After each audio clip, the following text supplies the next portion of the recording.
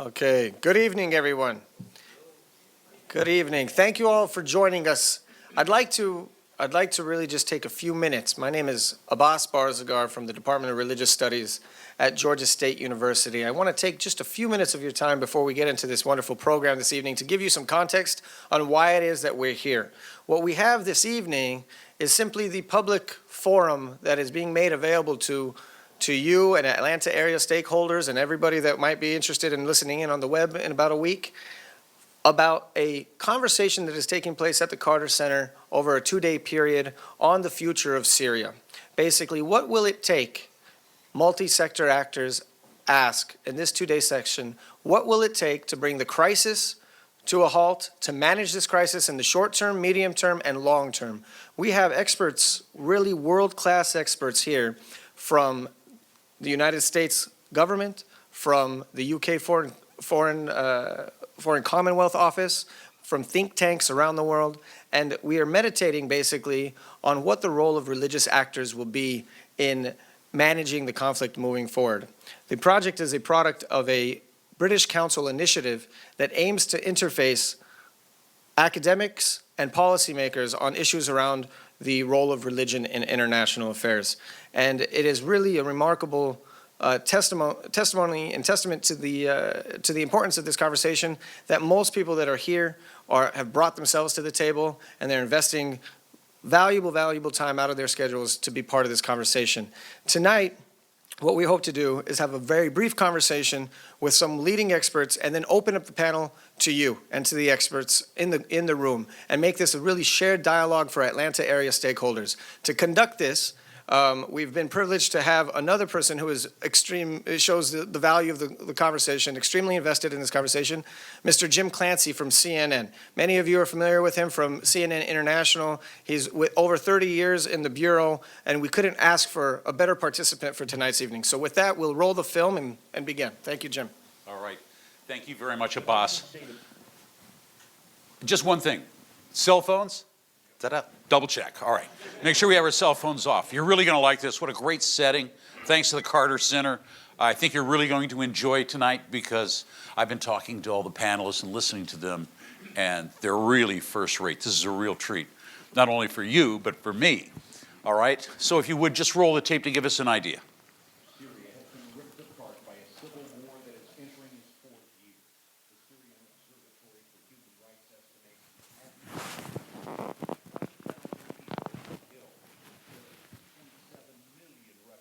outside its borders, half are children. Millions more are internally displaced. They are exhausted, they are hungry, they are sick and wounded, and they are not getting all the help that they need. More than anything else, Syrians are bitterly divided. What are the prospects for an end to the fighting? Is reconciliation even possible? And who will lead it? Who will guarantee security for returning refugees?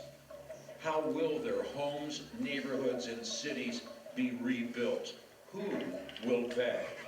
For the next 60 minutes, we will examine Syria, the human toll, and the prospects for reconciliation and redevelopment.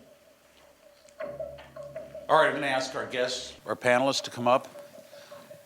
Asma, if you go up first. Oh, okay, everybody can make it.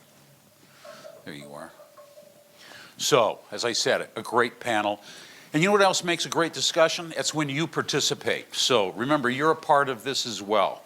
And I'll be calling on you for questions. I know sometimes it's rather difficult, to get people to talk. And please, don't make me come out there and get you. But I will. Because you'll be glad that you did. All right, let's start right here. Basma Atasi is correspondent for the Al Jazeera English Network. In October of 2013, just last year, Basma won the Anna Lindh Foundation's Mediterranean Journalist of the Year Award for her reporting in Aleppo, Syria. Then there are easier ways and easier places to earn that award, I'm told. Next to her is Herrera Balian from right here at the Carter Center. He's the director of the Conflict Resolution Program. Since the early 1990s, he's worked really all over the globe, from the Balkans, the Bosnian War, the Middle East, Africa, former Soviet Union, and all the states that came out of that. And he's been working on the issues like elections, human rights, and of course, conflict resolution. And he is very much involved in conflict resolution for the Carter Center in Syria today. Next to him is Karen Betts, Foreign Policy Counselor with the UK Embassy in Washington. Since 2011, she has been dealing with strategic threats and other foreign policy issues. Britain has a huge stake in the humanitarian supply line into Syria right now. Next to her, somebody you probably know, Juan Cole, Professor of History at the University of Michigan, author of the weblog The Informed Comment, and he has a particular interest in events of the Arab Spring, deep background in the religious history and culture of the Islamic world. And I should note that he's got a book coming out that I'm going to buy, this is a shameless plug, called The New Arabs. And you know, the whole world has changed in just the last 5 or 6 years, and it's going to be quite a book. And last but not least, Professor John Blevins. He's the associate professor at the Hubert Department of Global Health at Emory University. He works in, and this is important for our discussion tonight, interfaith health program there. He supplies knowledge of HIV/AIDS, other health issues. He's got a lot of experience in Africa, and he really works with nations to try to, get faith-based groups to cooperate with governments in trying to target, to solve the problems for specific categories of people, specific populations, if you will, within the larger population. Everybody's got a little bit of expertise here tonight.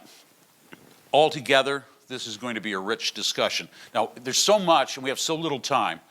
I asked them to really boil it down, if they could, in a couple of minutes. And I thought we would just go through this and hear, what are the thoughts? What are the things that we should be keeping in mind? Karen, would you start us off, please? Thank you, Jim.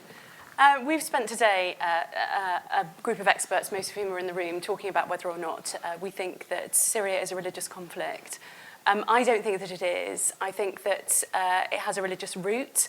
I think that there's a religious narrative within which it's happening, but I don't think that people are fighting about religion. I think they're fighting about a whole raft of other things, and I have a non-exhaustive list here. They're fighting about discrimination. They're fighting about justice and fairness. They're fighting about status, about opportunity and jobs. They're fighting for power and resources. And mostly, it's young men who are fighting. We're going to have to address all of those things if we're going to address the conflict. The other key thing that we're going to have to address is getting all sides to the conflict to recognise that they're not going to win on the battlefield, that there is no military solution to the conflict as it is now. In order to get that recognition, we will have to persuade the international community that that's true. So all of Syria's international backers, from Russia and Iran on one side to Saudi Arabia, the Gulf, and the West on the other, will have to spell out to the protagonists inside Syria, the people who are fighting, that they're going to have to compromise, they're going to have to negotiate. If we get to that place, and we get to a place of potential ceasefires and possibly in the future some sort of power-sharing accommodation or peace deal, I think it's then that religion becomes more important. I think that religious leaders at that point have the ability, the chance to play a critical role in helping to broker ceasefires, in helping to set out the terms of a peace deal, and in helping to bring all parts of the fighting and of Syria's different communities into that tent. Roar Balian.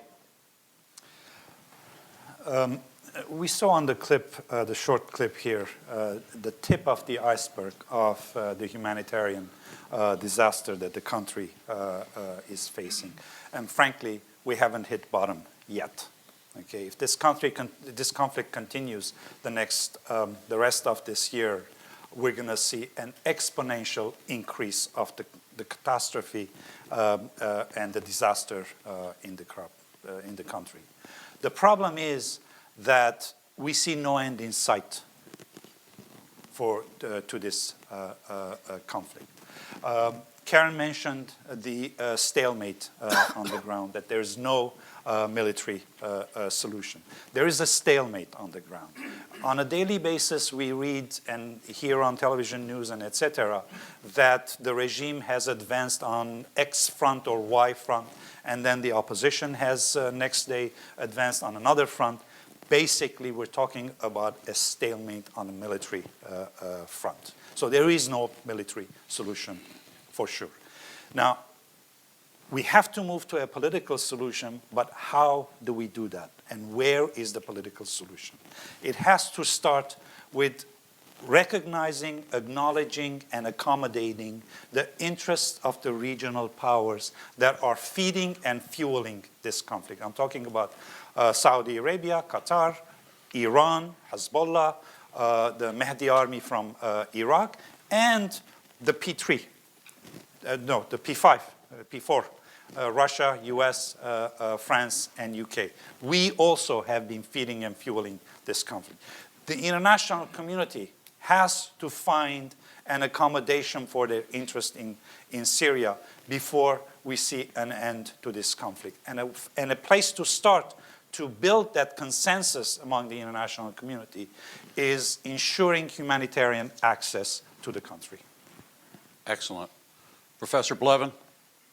The point I want to raise is to raise a question about what I imagine will be the response from countries such as the P4 and the US in responding to the situation in Syria with efforts toward conflict resolution or conflict transformation and peace building, which is a multi-sectoral response that engages civil society players, government, and the faith-based sector or faith-based organizations. The question I want to raise is there an inherent flaw in that kind of model in and of itself in a context in which that model does not work because it assumes that this idea of multi-sectoral collaboration is grounded in an idea that there is a civil society that operates out of a kind of model of governance of a liberal democracy. And if that's not the kind of government model that we see taking place in Syria, if that's not the political model we see in Syria, how do we think about the role of religion in that context? It seems to me that there are faith-based organizations and non-governmental organizations that are motivated by religion and have played a role in Syria prior to the conflict and during the conflict, but that there are also a number of activities of religious players and religious actors on the ground in Syria that are not part of that NGO or FBO sector, and that we need to understand the distinctions among those, to understand the distinctions in the motivations, the distinctions in the histories, and the distinctions in the relationships between religious players and actors who are not part of that kind of multi-sectoral civil society engagement model, but who are very active on the ground and have a key role to play in mobilizing the power of religion as a social force in a context like Syria. If we're going to find a way forward to engage with productive partnerships and collaborations that involve religion, it seems to me that we need to take into account the function of religion across those kinds of divides. Okay. Well, Basma, you've been in on the ground. How do you see all of the religious factors playing in here? You know, the moderates, you've got a whole gamut. Yeah. Well, in Syria, there are different, if we want to talk about the religious figures that could help in the reconciliation, there are different parts. There are ones within the opposition who are trying to reconcile within the opposition. For example, the courts that are operating in opposition areas. These courts are trying to arbitrate between the different groups who are fighting. There are usually collaboration between different fighting groups. We also have, on the government side, of course, it's a bit more difficult. The religious leaders associated with the government will only engage in a reconciliatory process if the regime sanctions it and okays it. But we have what we call the endangered species are the religious figures who have adopted a reconciliatory rhetoric from the very beginning. These are the ones who either are being killed. We are talking about Father Francis, who died in Homs was assassinated. Yes, we are talking about Father Paulo, who actually was instrumental in improving the relations between Christians and Muslims in Qusair. He actually risked his life, went to Qusair under shelling, sat with the rebels, including Al-Qaeda affiliated rebels, to show the world and to show Syrians that Syrians can sit together. And actually, he has been kidnapped, and we don't know his fate. He was kidnapped in the north of Syria. There are so many examples. I personally know a Muslim cleric in Homs, and I cannot reveal his name because he's doing tremendous work between different groups in Homs. Going to different communities and trying to convince them, and even fighters. Even fighters who want to fight and who believe in the fight. He's teaching them okay, maybe I don't know if it's ideal, but he's at least teaching them what's just fight. What can they do in Islam? That if they choose to fight. So these people I feel are instrumental, and these people may not be necessary on media, not well known, but I think these are the most effective and most influential people in Syria. All right.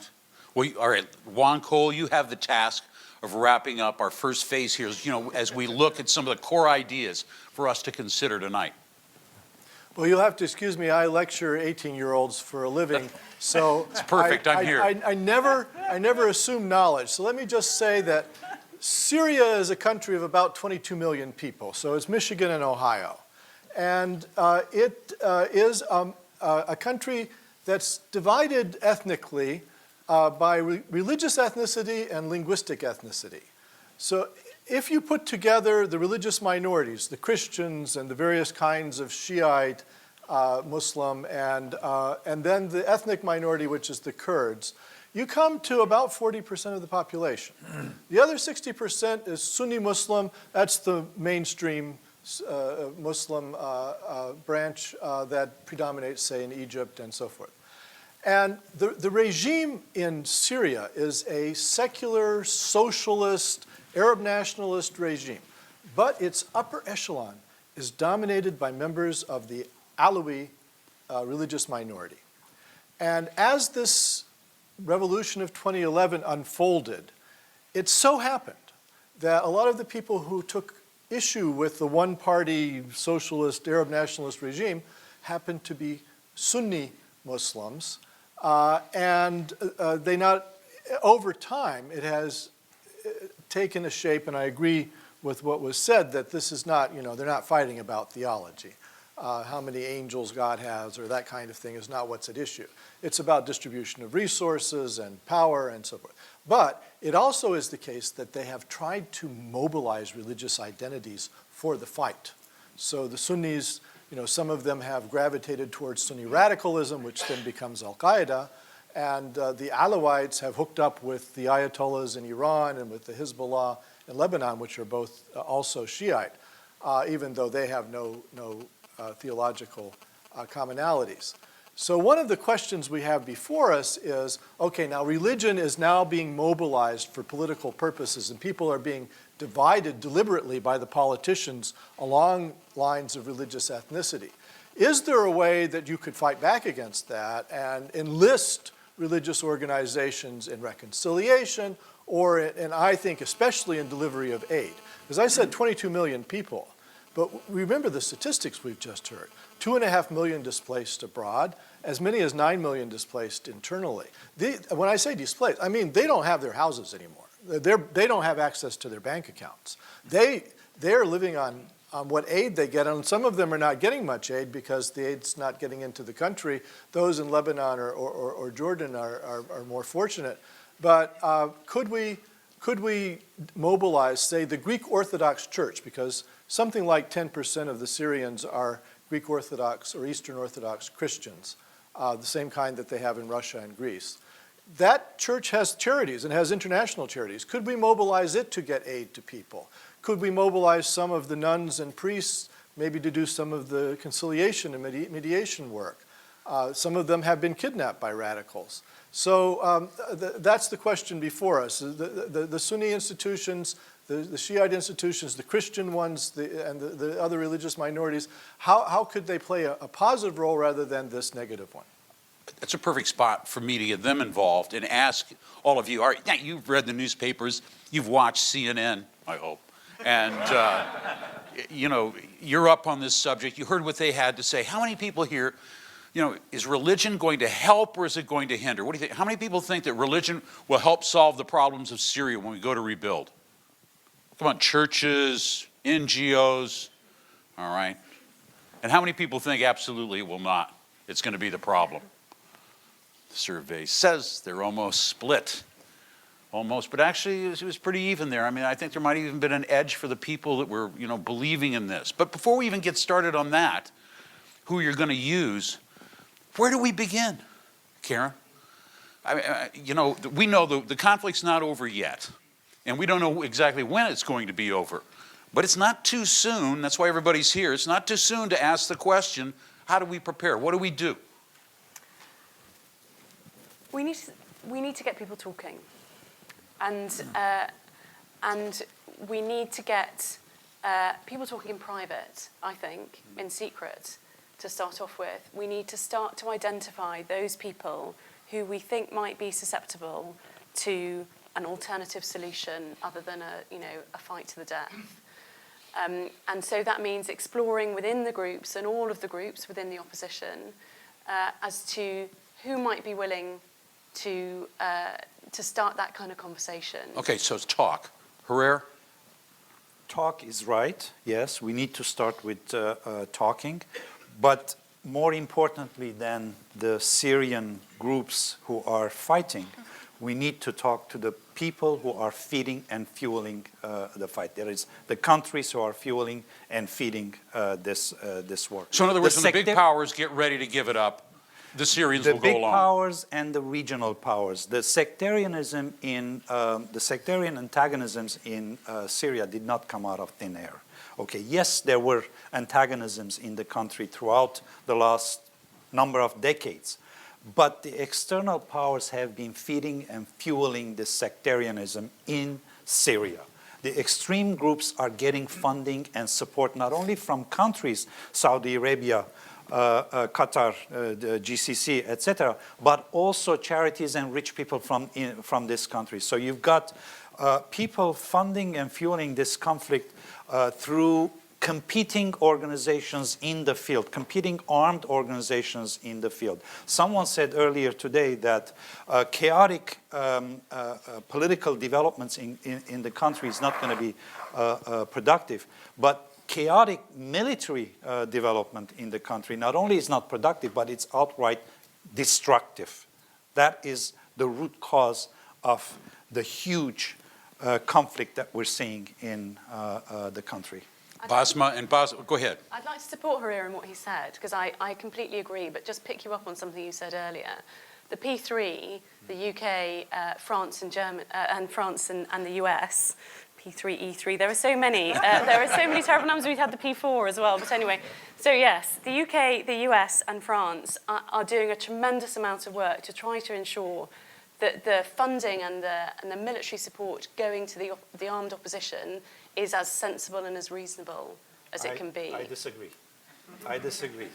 On that, we will disagree. How much money are we talking? Wait a minute. How much money are we talking about? Do either of you have a number? I don't know about the money. No, I don't have a number. But then how can you disagree?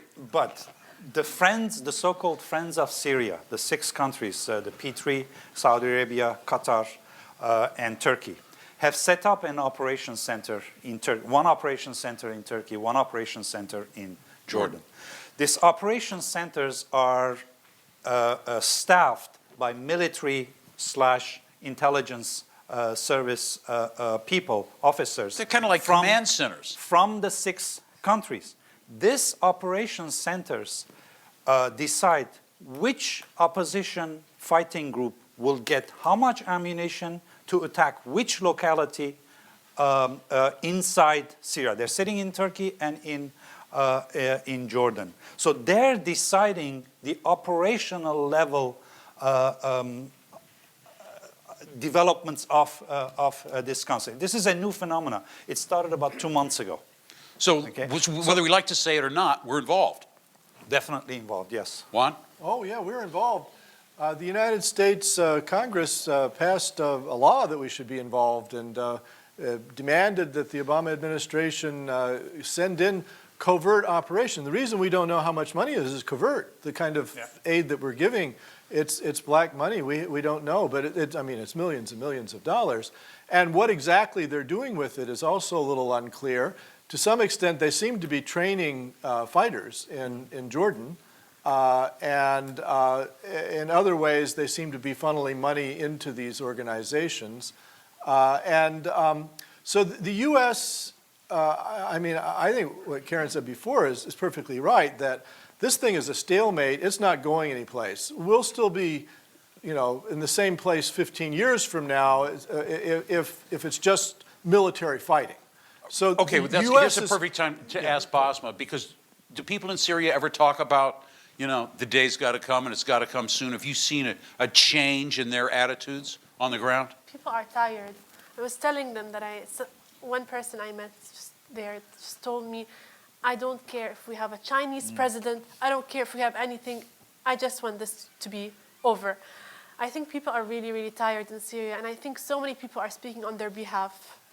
So many opposition leaders outside speaking on their behalf, and even pro-government has been, the rhetoric has been very centralized, and we don't really understand what the pro-government people want because their voices are not heard. Actually, the majority are not even pro nor anti. They're just tired people who just want this war to be over. Well, given that we got so many Syrians who are outside of the country or need food aid inside, Professor Blevins, I'm just wondering, and they need health care too, by the way. That's another, priority here. But is there a way to bring communities together while they're still outside to do reconciliation, before you have this grand political solution that we all agree we can't even see on the horizon? It's a good question. It seems to me that question and your earlier question about where do we start, that one of the places that I would wonder that would be a starting point is to begin to imagine some way out of this kind of zero-sum rhetoric. The zero-sum rhetoric is already in place in the country. We're very hardened into positions, and we started this discussion tonight by talking about the question of religion. Is it a help or is it a hindrance? I would say religion is both, and it's both at the same time on the ground as it plays out both in Syria and outside of Syria. And religion plays out in our responses in the West and how we understand the situation on the ground, the history of our own religious traditions and how we frame that. So for Syrians who are no longer in the country, who are in other parts of the world, it would seem to me that they would have some insight into the middle ground beyond the zero-sum approach of all win or all lose, or one's opposition or rebel force. That people who are living in the midst of that figure out how to live their lives daily when those large-scale social and political and cultural forces are operating in these all-or-nothing kind of games. People live like that all the time. What happens in the middle space of that, and how do people who are outside the country know about what's happening in ways that we, if we're U.S. citizens or U.S. politicians, don't? And that, it seems to me, might be some place where we could begin to forge some middle ground of what could be a response for providing aid and services and getting health care services, as you mentioned. It may seem like a dumb question, but has anybody asked the Syrians what they want? Herrera? Well, they want an end to the current governance model that they But have. that's what's, when people talk about redevelopment, they talk about, okay, we'll do the healthcare system and the education system, and they paint grandiose plans of new electricity grid and new sewage plants and all of these kinds of things, and then at the very bottom they put end governance. And it's the one, nothing's going to move forward until somebody agrees on this. What's the possibility? I mean, the Kurds seem to have their own mind on this. They certainly do. The general population want an end to the dictatorship under which they have been living. That they do. But above all, they want an end to this conflict, really. The majority of the Syrians, the silent majority of the Syrians. But unfortunately, they have no power to make change. The ones who have power to change things are the armed groups and the newly emerging civil society organizations and actors locally in various cities, towns, and villages around the country, mostly under the control of, outside of the control of the regime. The military people, we spent a week last week in Turkey talking to the military leaders from the so-called moderates to Islamists.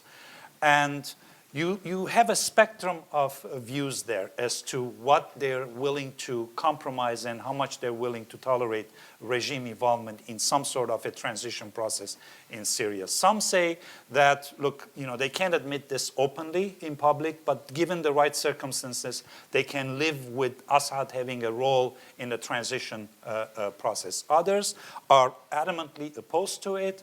They even say things like, if all of Syria has to come down and we don't have we're going for victory. We have to have a military victory. And if all of Syria has to come down in that process, so be it. We're prepared to pay the price for it. Jim, there's a couple of things I would add to that. I mean, we, the British government, but also the US and many other international governments spend a lot of time talking to the external opposition, and they want an end to the fighting, and they've got a reasonably clear plan of what they want to see in terms of a transitional government. The difficulty is getting there when you've got Assad sitting in Damascus refusing to go, and the Geneva talks failing on that basis. The other thing I would add in terms of what people want is they want the jihadists to go. And I think that goes for the people in Syria, it goes for the moderate armed opposition, it goes for the external That's really up to them, though, isn't it? I mean, we're not going to go do that fight for them. Assad is not going to make any concessions voluntarily. The only time Assad has made a fundamental concession was last summer in the case of the chemical weapons. And he made the concessions because he was basically ordered by Russia to make that concession. How about Homs, then? This week? Who was participating in the mediation? The Iranian ambassador to Damascus. So the Iranians and the Russians may hold the key here. What? Not the Russians. I don't know the Russian involvement, but the Iranians were definitely involved in this. And civil society in Homs were involved in this, in and around Homs, were involved in this negotiation. Well, if the solution to Syria depends on Vladimir Putin being reasonable and asking Assad to step down, then I think we're up the creek. No. And I think the problem for the American side is that this situation has become more and more murky over time. Because initially when it was like Egypt or Tunisia, it was a civil revolution against an authoritarian regime. So President Obama came out and said, well, Assad should step down. But now, if you give a lot of military aid and tactical aid to the rebels, could you really be sure that some of that's not going to migrate over to the Al-Qaeda affiliates? And one of the major groups there that's been very good fighters applied to join Al-Qaeda and was told no, that they're too extreme. So, President Obama gets slammed by some political factions in this country that we're basically allying with people who are allied with Al-Qaeda. Is that wise? And then you see people slamming him that some of the radicals have attacked Christians in Syria. So who's protecting the Christians? Then on the other side, you see Obama slam that he's not bombing al-Assad's airfields and helping to get him out of power so that the rebels can take over. So Obama seems to get it from both sides in this conflict, and it seems to me the American public's not sure exactly what it wants to happen. Herrera, you wanted to disagree. Yeah, it's not a question of Vladimir Putin becoming suddenly a saint or reasonable or what have you, or Iran becoming reasonable. But we do have common interests with Russia. We do have common interests, we meaning the US, have common interests with Iran, P3 including in this. And the common interest is around these 2 points, that all of us do not want the Syrian state to collapse, and all of us do not want the Syrian state to be taken over by jihadists. Can we build on this common interest, is the question, not becoming reasonable suddenly. That presupposes that... I would say there's another question there. What price do we have to pay for it? Because some are suggesting the price we have to pay for it is one of my favorites, Lebanon. John or Juan? Well, I mean, what it do you is mean- Iran that's what pushing do you this. mean- What do you mean by that, Jim? Well, what I mean by that is that it's the growing power base of Hezbollah. They Yes. become stronger, not only in the region. They're already setting up Hezbollah in Syria. It's on the works. It'll be on the Golan Heights before long. Hezbollah is becoming more active. It's a more politically potent force. Sure. Hezbollah is a politically potent force, but it's not to that extent that it can be that big a regional player, in my view.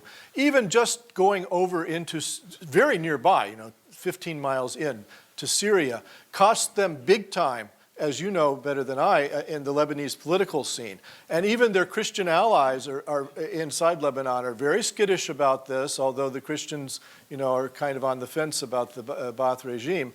And the Sunnis are fit to be tied, and there's actually been fighting between the Shiites and the Sunnis in Lebanon over this intervention. So the idea that Hezbollah has a free hand here, I think can be overplayed. They're determined to do the limited interventions that they have done, which are very near their territory in the Bekaa Valley.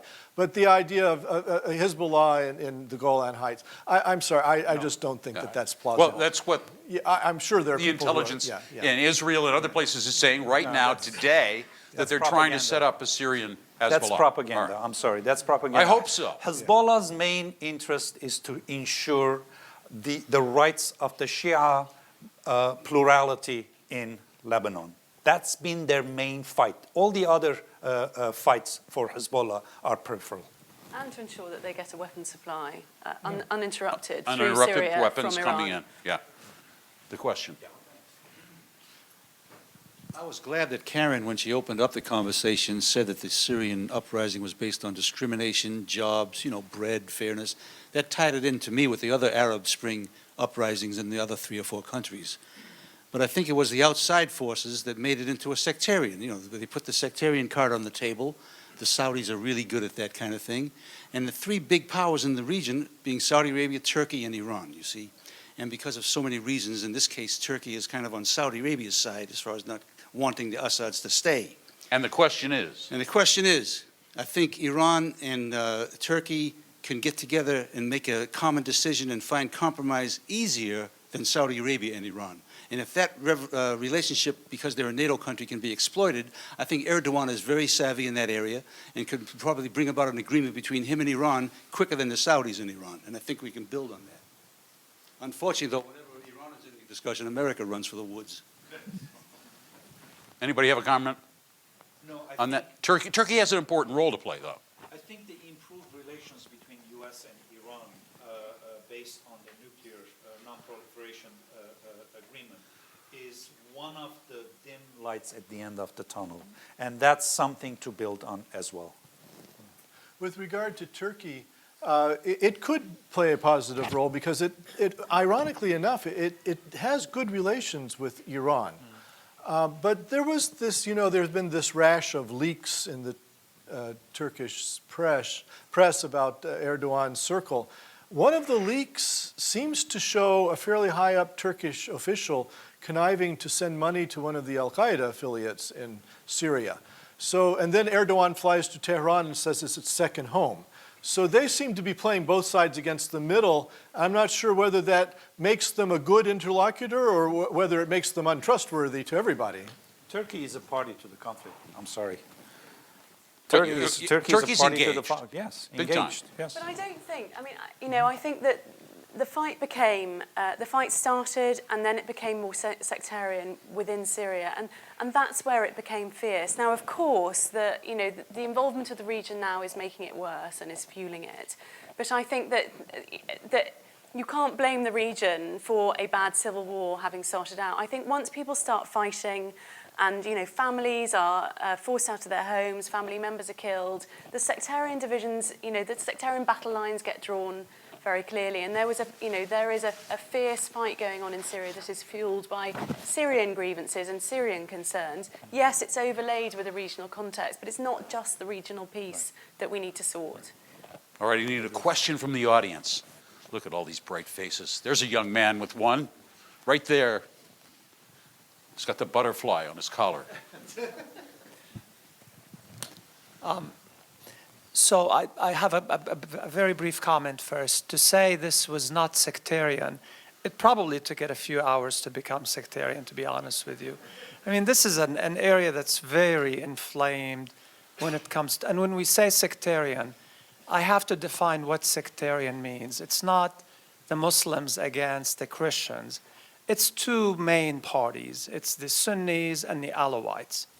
And it's predominantly because the Alawites have been ruling that part of the world for over 40 years. I mean, I am Syrian, and I lived in Syria for many, many years and saw what the difference between an Alawite and a Sunni, no matter what. You could be very good if you're a Sunni, or a Christian for that purpose, and be a nothing Alawite, and all of a sudden you're given all the privileges that no other people can get to.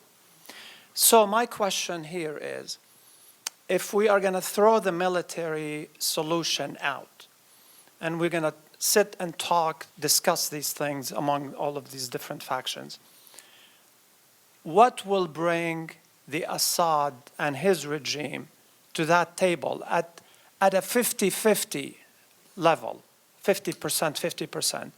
In my opinion, honestly, nothing will. Because why should he care? Why should he come? For what reason? They are leading, and let's face it, what, in June they're going to have the elections? Guess who's going to be the president? I mean, my God, wow, how puzzling. He's done this for years. So how are things different? 99%. Correct. So in my opinion, the only way to... Who's supporting Assad?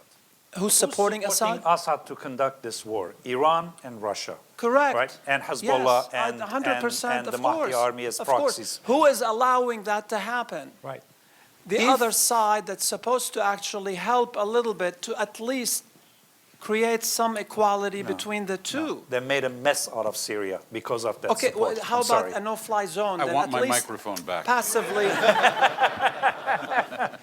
No, great points. Thank you. No, I mean, I didn't mean keep it. Look, if we are gonna sit on the table, if people are gonna sit on the table, you have to create some sort of equality between those different.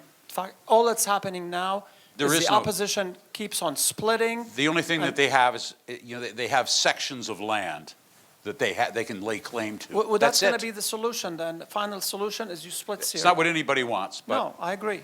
I think I've got another way of putting the question. This one, and that is, the only estimate, I don't know if you've heard any, but the only estimate I've heard for actually redeveloping, rebuilding Syria at this point, remember we're not done yet, is $200 billion.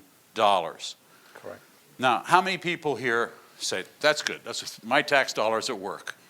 After the experience of Iraq, after all of the things that we have seen about the waste of taxpayer dollars, I don't know how many of you people may have been in Iraq to see some of it. It was just absolute waste.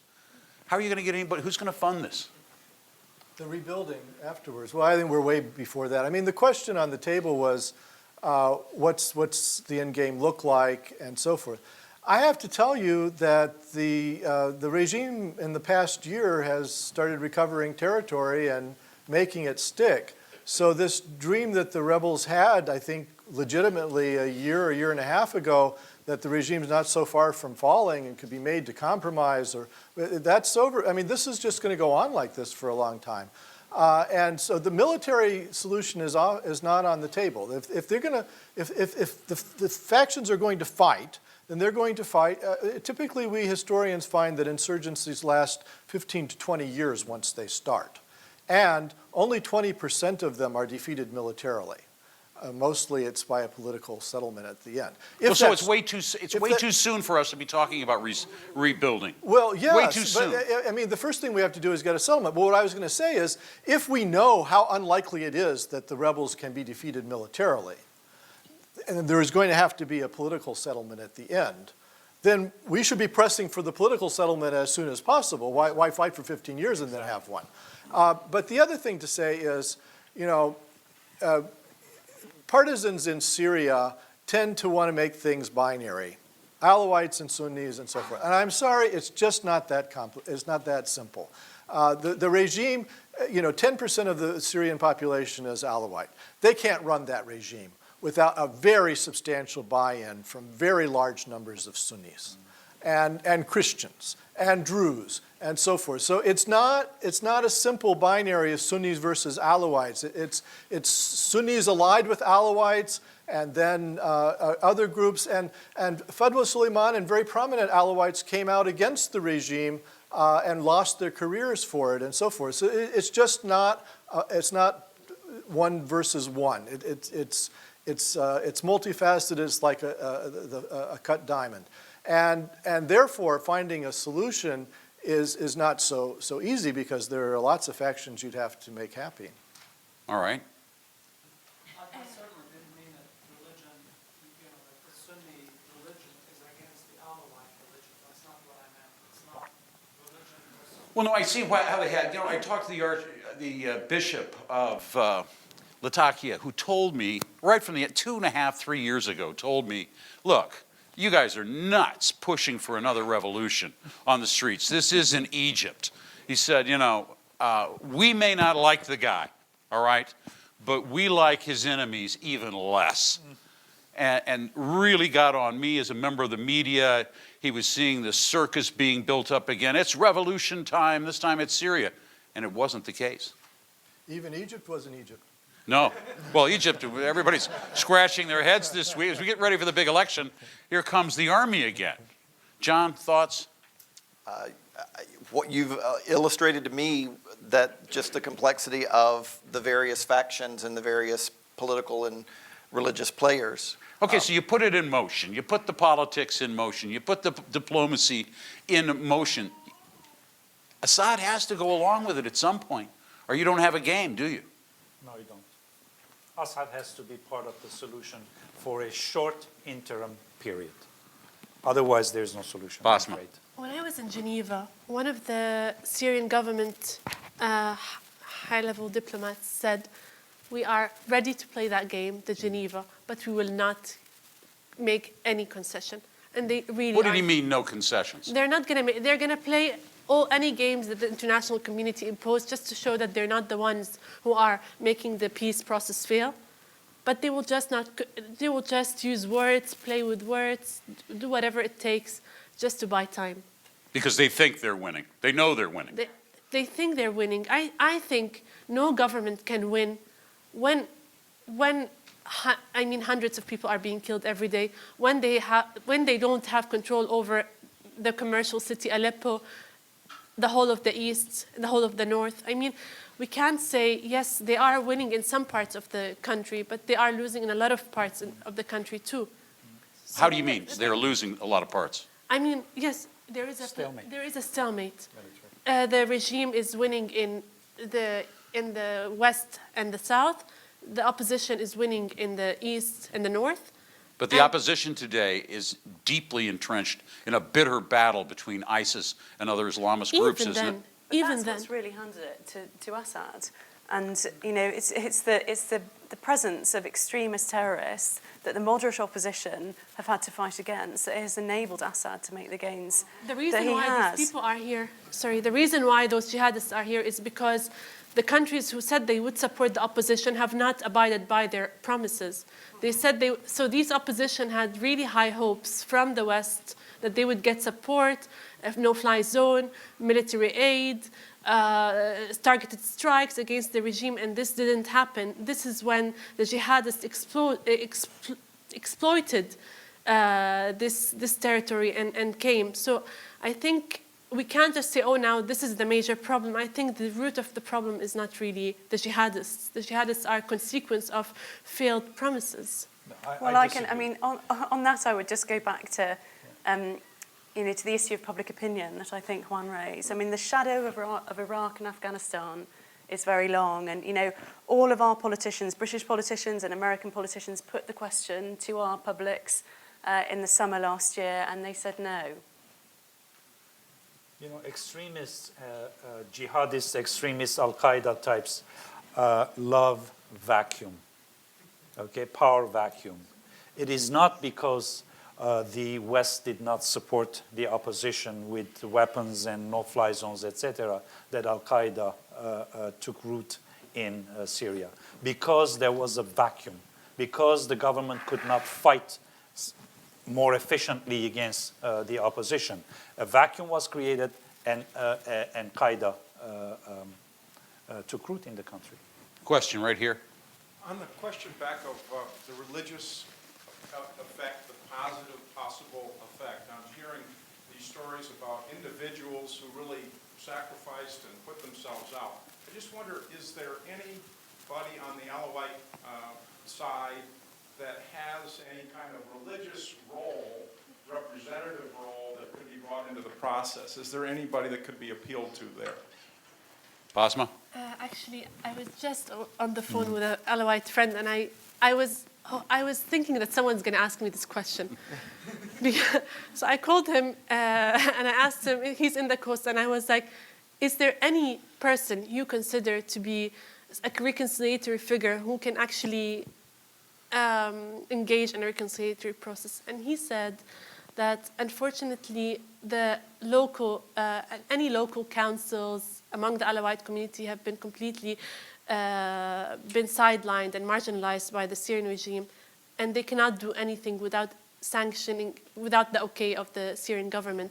He gave me one example about when there was a massacre in a neighborhood in Latakia that was committed by the Syrian government against people where so many civilians have been killed and children. I don't know, I'm sure you remember the atrocities, like really visually disturbing.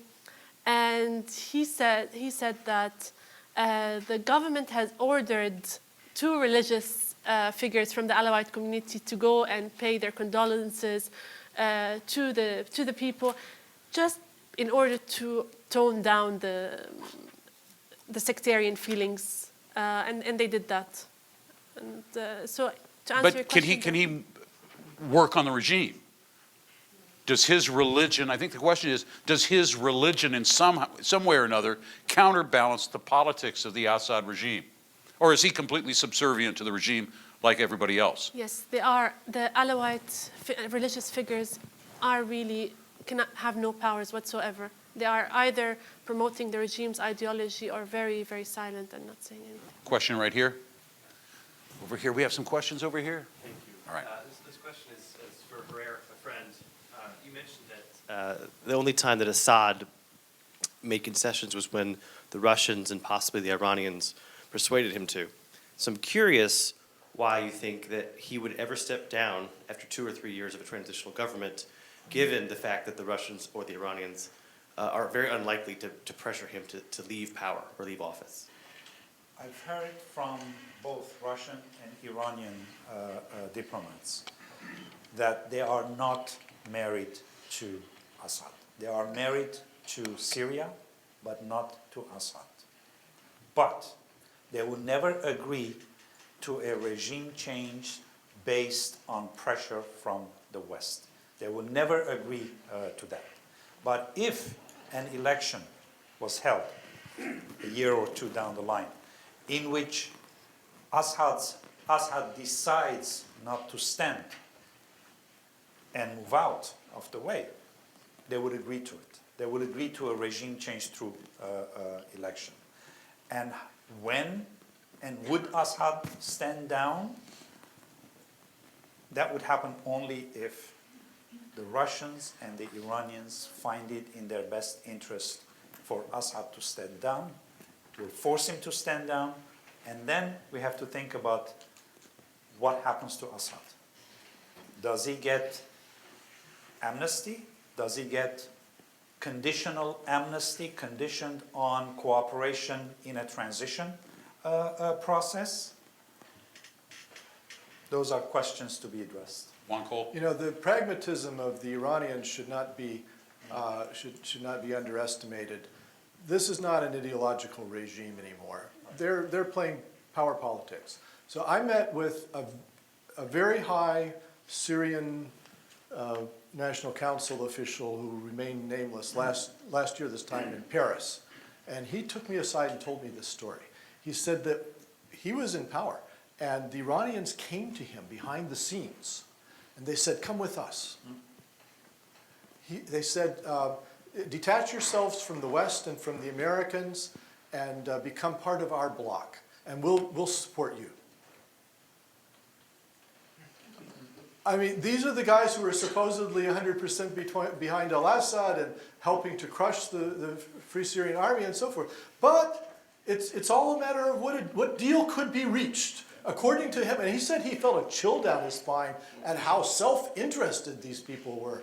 And I thought, well, welcome to the real world. Look, both Iran and Hezbollah are looking for an exit strategy from Syria. And there are signals to this effect. I know of 3 Western delegations, not country, not official, but civil society delegations who have visited Tehran recently. All 3 came back with the same message. They're looking for an exit strategy. I heard in Beirut last Thursday, that Hezbollah is also looking for an exit strategy. Both parties, Hezbollah and Iran, have an interest to get out of Syria. They're bleeding, they're hurting financially, they're hurting from a personnel point of view, their prestige is hurting, and if Iran is to improve its relations with the West beyond just reaching an agreement on the nuclear issue, Iran has to get out of Syria. They know it, and they're looking for an exit strategy for that. Well, they really only need the airport. I worry about whether Overland trade is about whether they really would see a Sunni-dominated government in Damascus, and I worry that Assad himself will not trust any undertaking that anyone gives him as to his future when he steps down, and he himself is a very serious problem in that way, because he has watched other people go, Milosevic and others, to the international court, and he will not believe us if there is some sort of deal that saves him from that. He would not believe the P3, but he would believe some other people.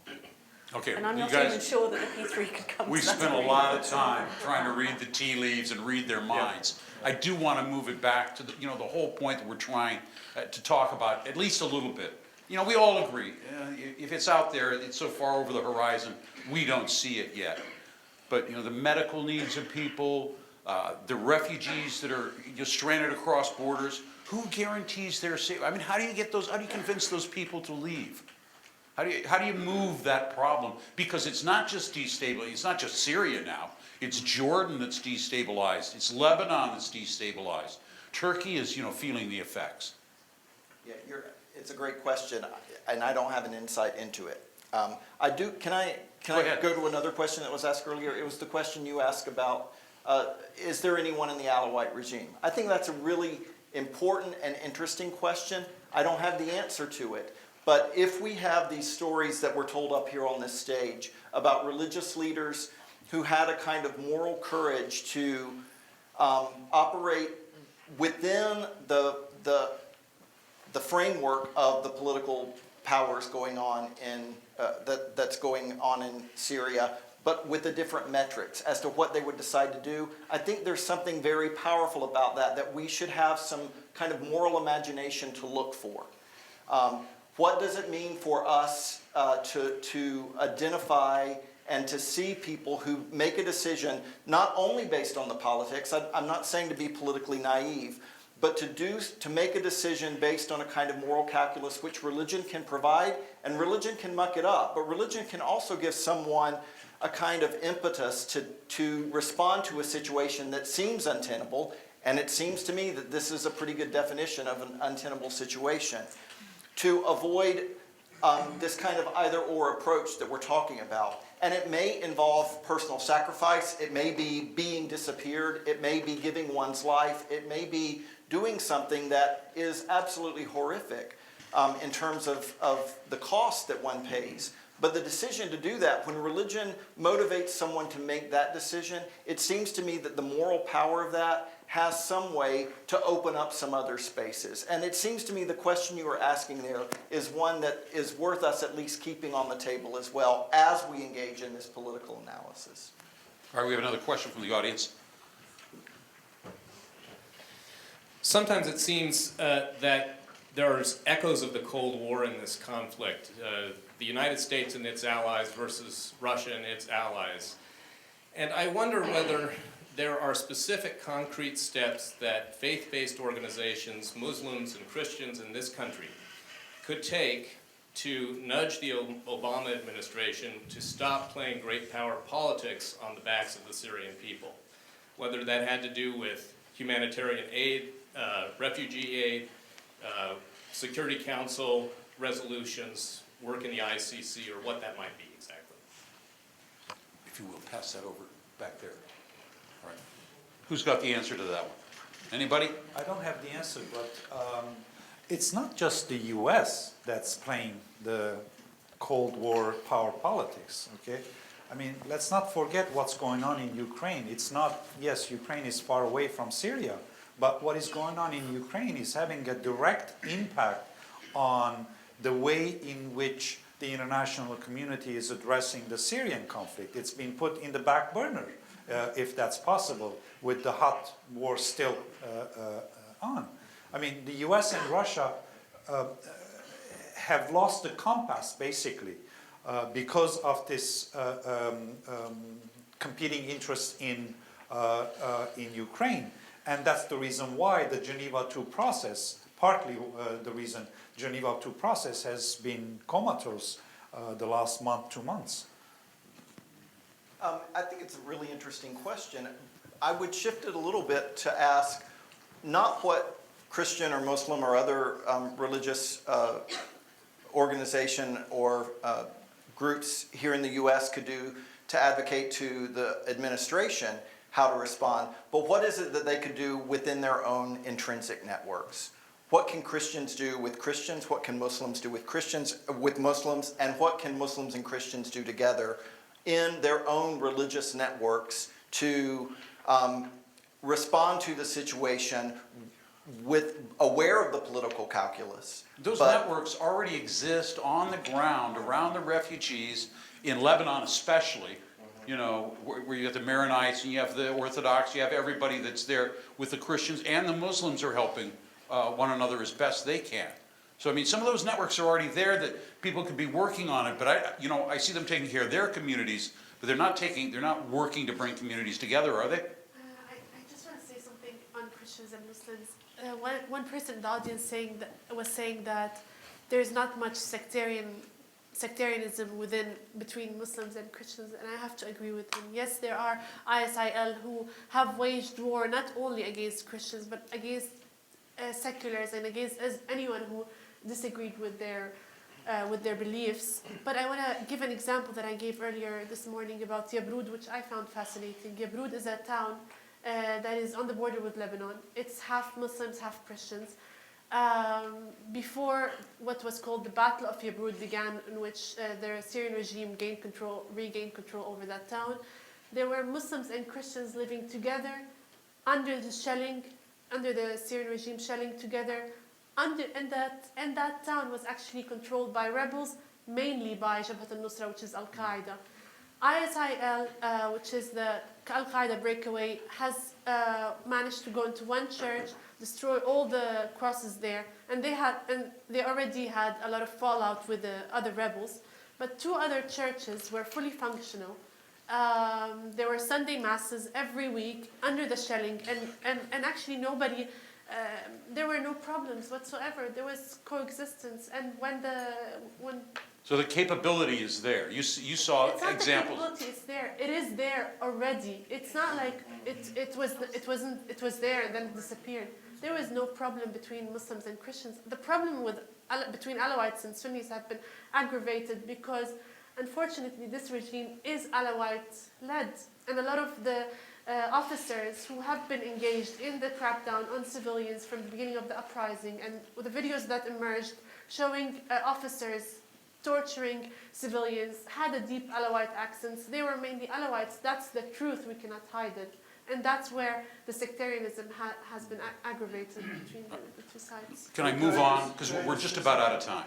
Could I just go back on that question quickly and say that Sure. I think it's grossly unfair towards US policy. I don't think that the US is playing great power politics off the back of the Syrian people. The US is the largest humanitarian aid giver of all of the rest of the world, and they are doing a tremendous amount in Syria. What they're not doing is bombing Syria, but they have, you know, in my view, very good reasons for not doing that. So I was going to turn the question around and say, if you are going to, as faith-based organisations, offer advice to your president about what he should be doing, what advice are you giving? What should we be doing differently? Question in the back. Jim, an open question to the panel. It was about Ukraine. In international negotiations with Russia, either open or behind closed doors, is there any flexibility to persuade Putin to use his influence in Syria as part of a bigger deal to settle the Ukraine issue? I was saying that I was thinking they were going to sell out Lebanon, but Ukraine might be a better offer. Anybody?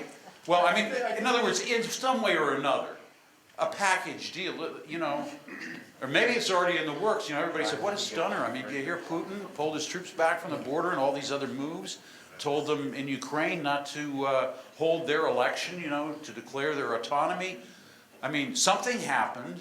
I don't think it would be a deal. Where were you that weekend? I don't think it would be a deal that would create good policy. I think the problem with Russia and Syria is Russia has genuine interests in Syria.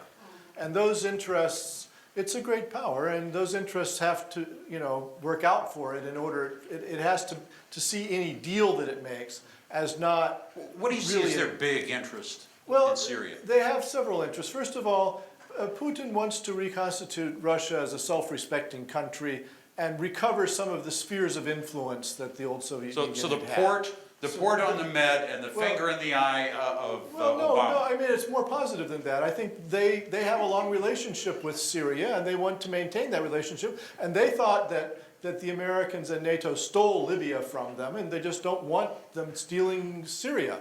I don't think the port at Tartus is that important. They don't dock there very often, and it's mainly symbolic. And nor do they make much money off of Syria. It's not because the Syrians buy Russian weapons. It's all about status. I think it's about status. But then there are other things.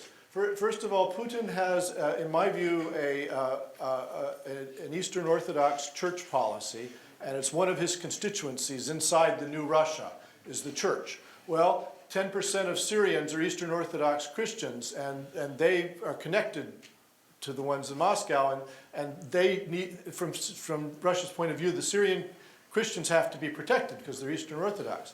The other thing is Chechnya plays into it. The Russians, you know, you could drive in 24 hours, if you didn't have to stop a long time at checkpoints, from Aleppo to Grozny. And the Russians do not want a radical Sunni presence so close to the Russian border, and there are Chechnyans fighting in Syria and so forth. So there are lots of interests. Herrera, I'm going to let you do this, but don't you dare go any geographically wider than we already are. I'm trying to choke this very down. quick. One of Russia's interests in Syria is the energy issue, and not only energy extracted in Syria, but pipelines coming from Qatar and Saudi Arabia through Syria into Turkey and then to Europe. Russia is not interested in developing that branch of energy supply to Europe because that would weaken their leverage in Europe. That's also part of this conflict, which is very rarely discussed. All right, one more question.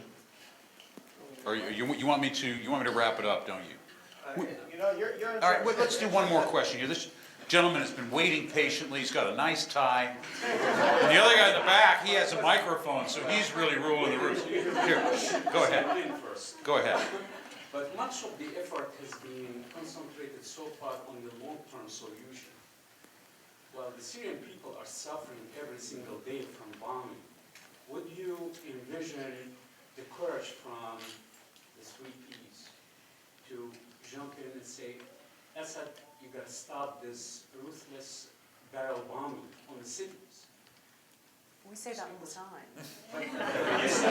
But will the government say it? Because as Herrera said, Assad made one concession when he felt that he was very much on the verge of being turned down on in his power. he handed all the chemical weapons. So are you saying would we repeat a military threat? Absolutely. No. Not necessarily military intervention, but military threat. But if you make a threat, you have to be prepared to Well, follow through with You have to it. be ready for it, that's for sure.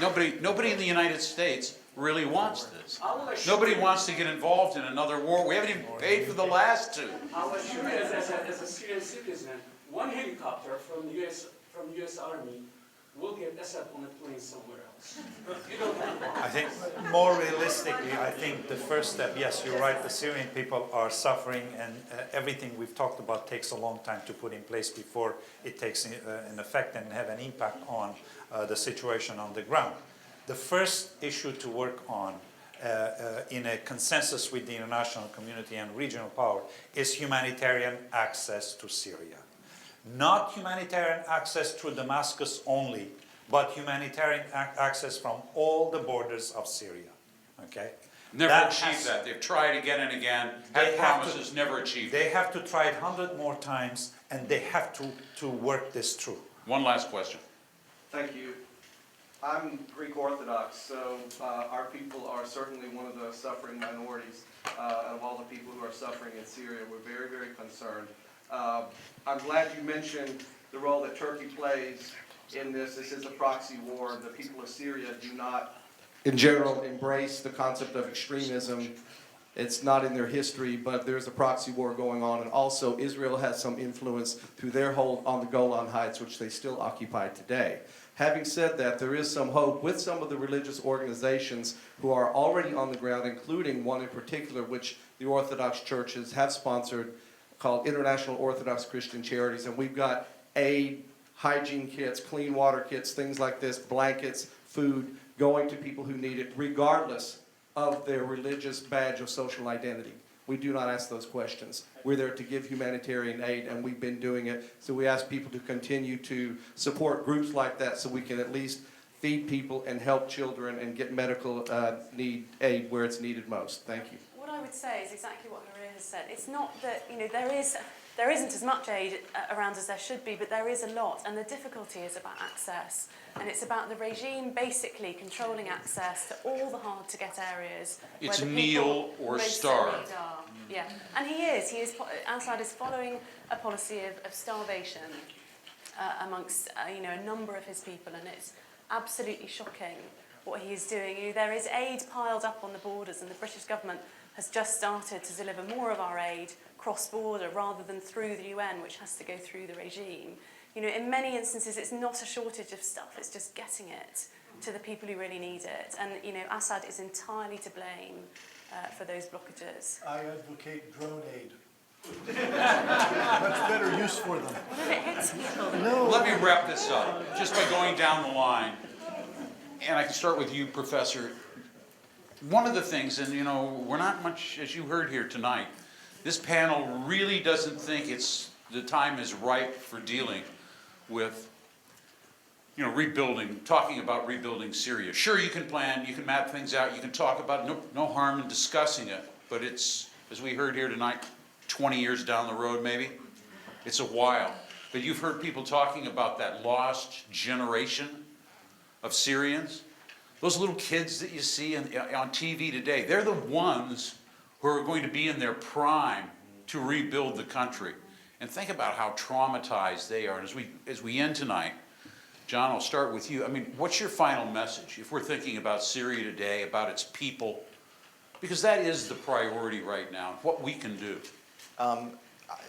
As someone who works to build partnerships with religious organizations and religious entities and public health programs, I do think that we have some practices in that that align with some of the response you gave, and that is as we engage with the political calculus, and that's not my area of expertise, but as we engage with the political calculus, we also need to keep in mind that there are other structures within a society such as Syria and within the refugee camps that allow for aid and services to get to people. Those are religious in nature. They're also civil society in nature. But the role of religious organizations in that context is really important and offers us an alternative to this kind of zero-sum game that I see Okay. playing out in Syria. Juan Cole, very briefly, please. Well, we've got 2.5 million refugees in Jordan and Lebanon, and all of the difficulties we've been talking about of delivering aid inside Syria and so forth don't exist for those, but the world community still has not stepped up in the way it needs to. I'd put a really big emphasis on this, because remember, I've done some work with refugees in Jordan, and you don't think about this, but if the kids aren't accommodated in school, if a child is out of school for 3 years, it's almost impossible to get back on track. And then they end up, maybe they could do an institute or something. But you're going to lose a generation here. And the Jordanians have a horrible policy, in my view. They've been very generous, and they've really tried to take care of people. But they're establishing these camps for the refugees. And refugee camps are a dead end. They should be being settled in apartment buildings, even if they're slummy, in Irbid and Amman and so forth, and not being kept in camps. And the world community really needs to be getting education, food, and subsistence aid to those refugees, and encouraging Jordan to find a much more functional way of dealing with them. Karen, briefly. It's the humanitarian crisis. I mean, it's at catastrophic levels. We all need to do what we can, A, to give enough, and B, to make sure that we're doing what we can to get it in. I think that countries like Jordan and Lebanon need a huge amount of support. Refugees are the responsibility of everybody, not just of the country that they arrive in. Jordan has a population of 6 million people. They don't want to absorb another up to 1 million into their own population. So we need, the whole of the world community needs to take responsibility for that. I mean, my other hope is that somehow, somewhere, we could start trying to broker local ceasefires on the ground. Herrera? Let me address the question of the lost youth, first of all, very short. Millions of kids are growing up. Not only they will have no future, but they will be fertile ground for recruitment for Al-Qaeda type terrorist organizations. And that's what we're facing. The war on terror is being lost in Syria, okay? Second, on what's going on local level ceasefires and what's going on in homes. It is possible to accommodate interest and to find a solution to things. Look at the way in which the Homs ceasefire was worked out in the last few days, or as we talk tonight. Civil society organizations participated in brokering this ceasefire, local civil society organizations, Syrian civil society organizations. The UN participated in brokering, but more importantly, the Iranian ambassador participated in brokering the ceasefire in Homs. All right. And guaranteeing the implementation of the... in Syria.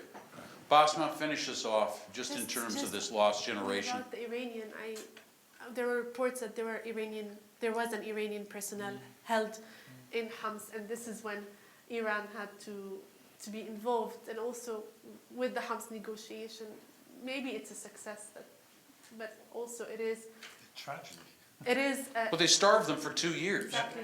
It is a starve or kneel policy that was used, and I don't know if we can consider this a success in general, but I would like to say that, I mean, I am Syrian, and I really cannot imagine that we are having this discussion, and that in the 21st century, when barrel bombs are being used, when Scud missiles are being used, when really the most advanced weaponries are being used indiscriminately against people, and we just sit there thinking that there is no solution and blah blah. I mean, at least the first solution is to stop, to ask whoever is doing this intense shelling to stop it by force, by diplomacy, in any way possible. And we're just beating around the bush, I feel the Assad regime has been responsible for much of the violence. Yes, there are jihadists, we need to deal with them. Yes, there are so many other crises. Yes, the opposition is not great, they're committing atrocities.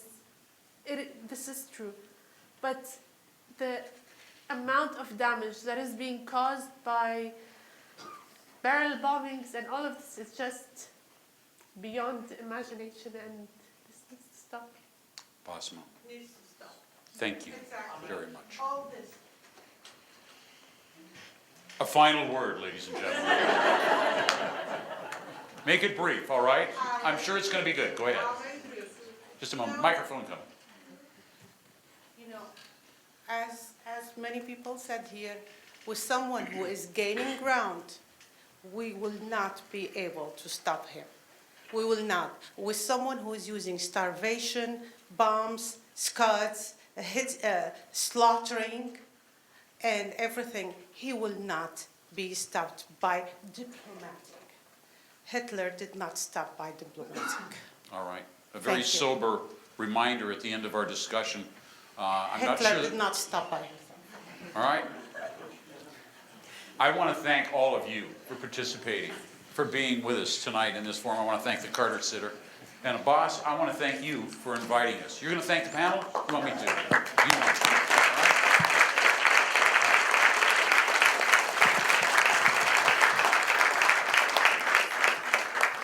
Just a final few moments of gratitude. There are some logistical pieces of gratitude. Of course, the Institute of Developing Nations at Emory University and the Carter Center for making this night possible.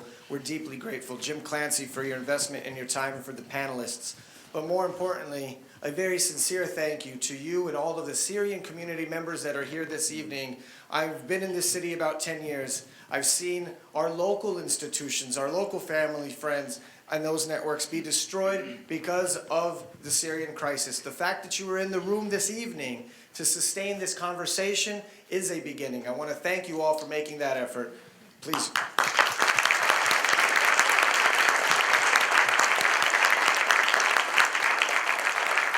All right. Thanks to each and every one of my panelists. Great job, everybody. Congratulations.